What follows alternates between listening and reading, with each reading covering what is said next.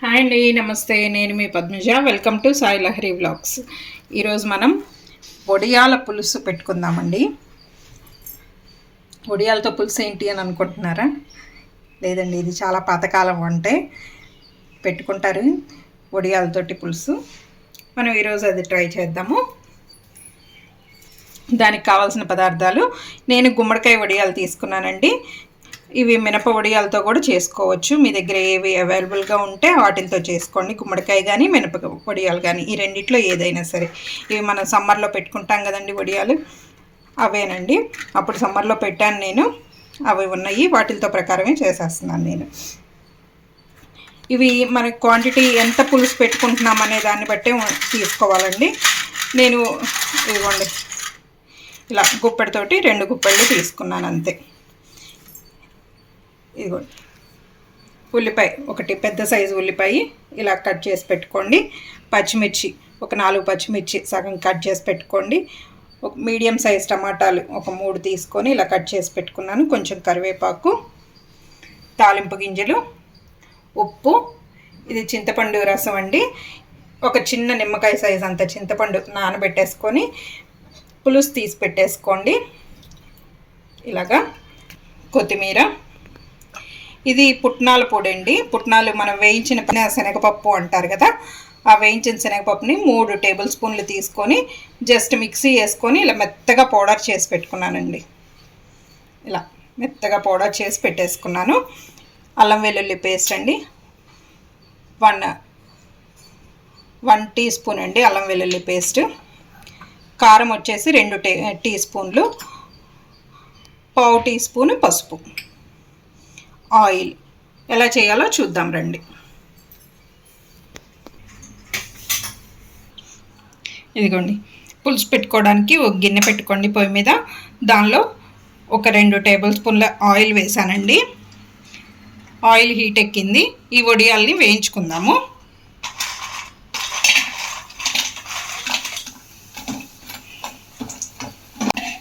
Oil వేడెక్కిన తర్వాత నేను సిమ్లో పెట్టేశానండి.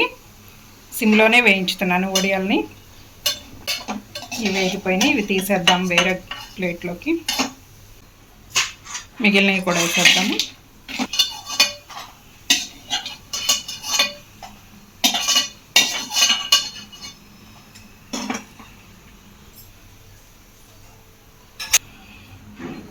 వడియాలు వేయించుకున్న తర్వాత అదే నూనెలో కొద్దిగా ఆవాలు, పావు టీ స్పూన్ వేస్తున్నానండి. ఆవాలు, జీలకర్ర 2 పావు టీ స్పూనే. ఒక 2 ఎండుమిర్చి ముక్కలు కట్ చేసి వేసేయండి. వేపాకు,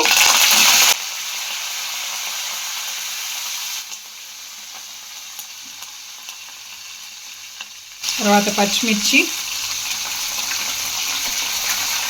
ఉల్లిపాయ ముక్కలు కూడా వేసేసుకోండి.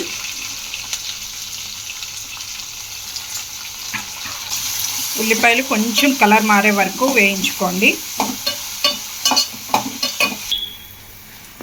ఉల్లిపాయలు కొద్దిగా వేగినాయండి. అల్లం వెల్లుల్లి పేస్ట్ వేస్తున్నాను. అల్లం వెల్లుల్లి పేస్ట్ వేసిన తర్వాత 1 స్పూను వాటర్ వేయండి. వేసేసి కలపెట్టేసేయండి. అది మొత్తం బాగా స్ప్రెడ్ అయిపోతుంది. అల్లం వెల్లుల్లి పేస్ట్ ముద్దగా ఒకచోటే ఉండకుండా ఈవెన్గా స్ప్రెడ్ అయ్యి బాగా వేగుతుంది. అల్లం వెల్లుల్లి పేస్ట్ పచ్చివాసన పోయేంత వరకు వేయించండి. వేగిన తర్వాత టమాటాలు వేసేయండి. టమాటాలు వేసిన తర్వాత ఇప్పుడు వీటి వరకు సరిపడా ఉప్పు వేసుకోండి.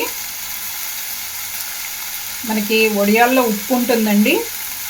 మనం వడియాలు పెట్టుకునేటప్పుడు ఉప్పు వేసుకొని పెట్టుకుంటాం కదా, దాన్ని దృష్టిలో పెట్టుకొని ఇందులో ఉప్పు తగ్గించుకోండి. మామూలుగా జనరల్గా కర్రీకి వేసినట్టు వేసేసారనుకోండి, ఉప్పు ఎక్కువైపోతుంది.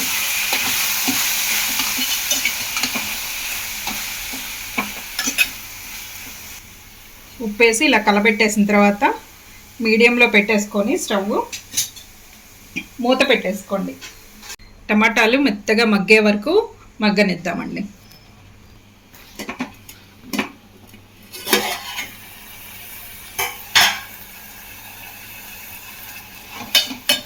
టమాటాలు కూడా మగ్గినాయి. సిమ్లో పెట్టేసుకొని స్టవ్ దీనిలో పసుపు, కారం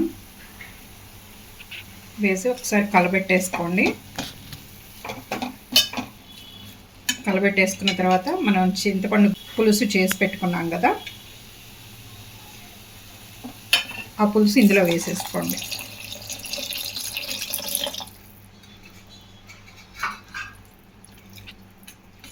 దీనిలో ఇంకా కొంచెం వాటర్ పడతాయండి. ఒక గ్లాస్ దాకా వాటర్ పోసాను. చింతపండు పులుపుని చూసి పోసుకోండి. మీరు ఇందాక చెప్పడం మర్చిపోయాను మీకు, బెల్లం కూడా కొంచెం తీసి పెట్టుకోండి. ఇదిగో ఇంత వేస్తున్నానండి బెల్లం. అంటే ఇది ఒకటిన్నర టేబుల్ స్పూన్ ఉంటుందండి. అంటే తీపి ఇష్టపడే వాళ్ళు కొంచెం ఎక్కువే వేసుకోవచ్చు అండి. తీపి ఇష్టపడిన వాళ్ళు ఇది సరిపోతుంది. ఇప్పుడు దీన్ని హైలో పెట్టేసి పులుసు తెరలనిద్దామండి. ఇదిగోండి, పులుసు బాగా తెల్లుతుంది కదా. ఇప్పుడు దీన్ని తగ్గించేసుకొని పొయ్యి సిమ్లో పెట్టేసుకొని టేస్ట్ చూసుకోండి ఒకసారి. పులుపు, కారం, ఉప్పు అన్నీ కరెక్ట్గా సరిపోయినాయా లేదా అనేది చూసుకోండి. ఏమైనా తగ్గితే ఇప్పుడే వేసుకోండి. చూసుకున్న తర్వాత ఇదిగోండి, వేయించిన వడియాలు ఉన్నాయి కదా, ఈ వడియాలన్నీ ఇందులో వేసేసుకోండి. వేసుకొని ఒకసారి కలబెట్టేసుకోండి. వడియాలు వేసిన తర్వాత ఎక్కువసేపు ఉంచుకొని అవసరం లేదు పొయ్యి మీద.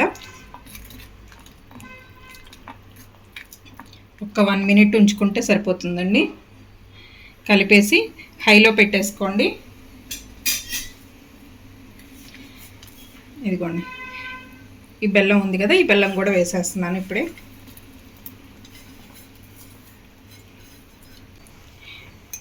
ఇందాక మనం పుట్నాల పొడి రెడీ చేసి పెట్టుకున్నాం కదండి, అదొక 2 టేబుల్ స్పూన్లు వేస్తున్నానండి పొడి. వేసి వేరే బౌల్లో దీనిలో వాటర్ వేసి మిక్స్ చేసుకోండి.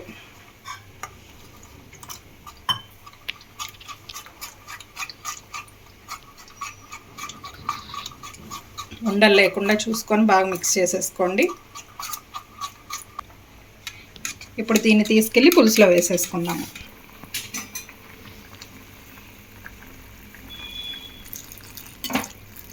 పులుసులో వేస్తూ కలబెట్టుకోండి. వెంటనే చిక్కబడిపోతుంది. ఇది మనం పులుసు చిక్క పట్టడానికి వేస్తున్నాము. చూసారా, వెంటనే ఎంత చిక్కగా వచ్చేసిందో పులుసు. ఇప్పుడు దీనిలో కొత్తిమీర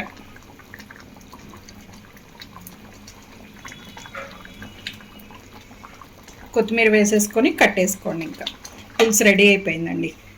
చాలా ఈజీ అండి, తొందరగా అయిపోతుంది. ఇదిగోండి, వడియాల పులుసు రెడీ అయిపోయిందండి. చాలా ఈజీ అండి. చేసుకొని చూడండి, ఒకసారి ట్రై చేసి చూడండి. చాలా బాగుంటుంది టేస్ట్. మనకి ఇంట్లో ఏమైనా వెజిటబుల్స్ అలాంటివి లేవనుకోండి, ఇమీడియట్గా ఏదైనా కర్రీ చేయాలంటే ఇది చేసేసుకోండి, తొందరగా అయిపోతుంది. ఓకే అండి, ఈ వీడియో మీకు నచ్చిందని అనుకుంటున్నాను. నచ్చితే లైక్ చేయండి, షేర్ చేయండి, సబ్స్క్రైబ్ చేసుకోండి. Thank you for watching.